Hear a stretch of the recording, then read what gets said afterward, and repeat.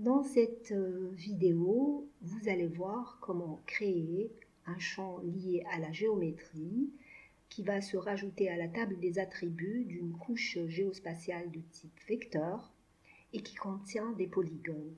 Tout cela sous ArcMap.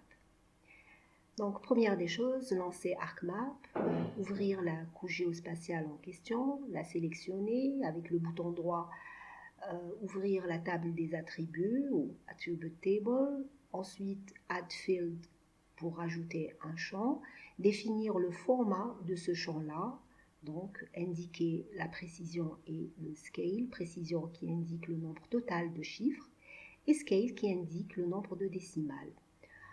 Ensuite, se mettre en édition, ou bien mettre la couche en édition et calculer la géométrie, choisir Area pour superficie, périmètre pour périmètre et XY, les coordonnées XY du barycentre du polygone en question. Donc, voyons voir ces méthodes, ces étapes sous ArcMap. Donc, on a affiché une commune dans le WGS 84 UTM 31. Nous allons rajouter un champ AddField, un champ surface que nous allons appeler surface.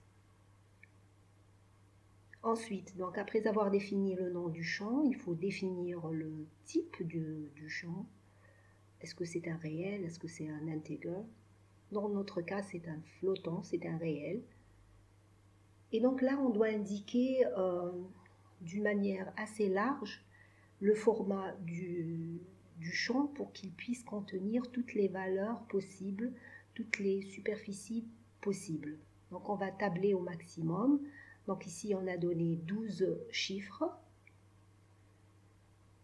avec 5 chiffres après la virgule. On va rajouter un deuxième champ qui sera dédié au périmètre des polygones, donc AddField encore une fois. On va l'appeler périmètre. Quand vous manipulez des structures de table ou vous choisissez des noms d'objets, il vaut mieux se passer des accents, etc. Donc, éviter les accents, les caractères spéciaux. Donc, ici, pareil, c'est un réel. Le périmètre est un nombre réel. Et le nombre total de chiffres, on va tabler large, on va donner 15.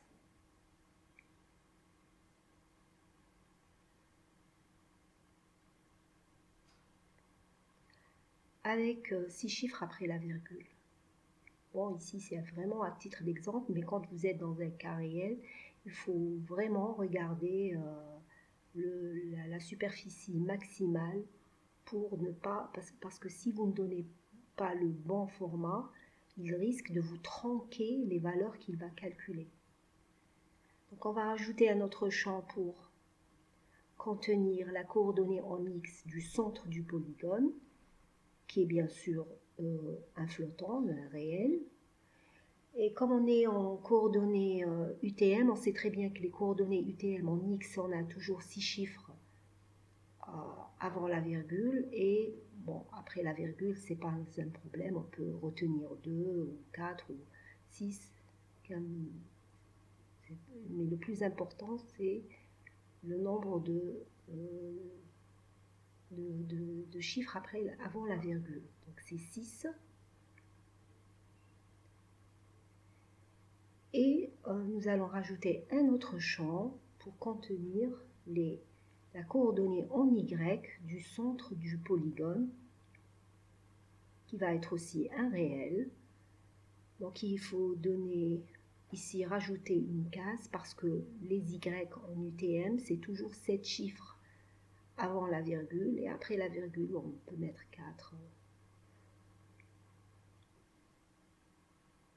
ou 6 ou...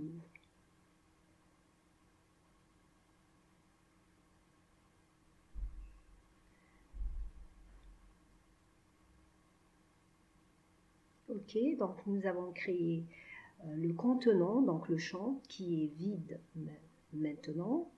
Donc on se met en mode édition, on sélectionne le champ surface par exemple et on calcule la géométrie. Bien sûr, on lui affecte la géométrie correspondant à la superficie calculée dans le système de coordonnées dans lequel est produite cette couche. Et du coup, automatiquement, il va calculer la superficie de chaque polygone. Même chose pour le périmètre, Calculate Geometry. On lui affecte la géométrie périmètre. Et pareil, il va la calculer automatiquement. La coordonnée X du centre, la coordonnée X du centre du polygone, donc le centroïde ou le barycentre, pareil, on va lui affecter X coordinate of centroid et cette coordonnée va être calculée automatiquement. Déjà en voyant juste l'ordre de grandeur des coordonnées en X calculées, on se rend compte tout de suite qu'elles sont correctes. On peut aller dans Calculate Geometry et calculer enfin la coordonnée en Y. Donc on a la superficie, le périmètre et les coordonnées XY du centroïde de chaque polygone. Bien sûr, maintenant, il ne faut pas oublier de sauvegarder l'édition, donc la création de ces champs.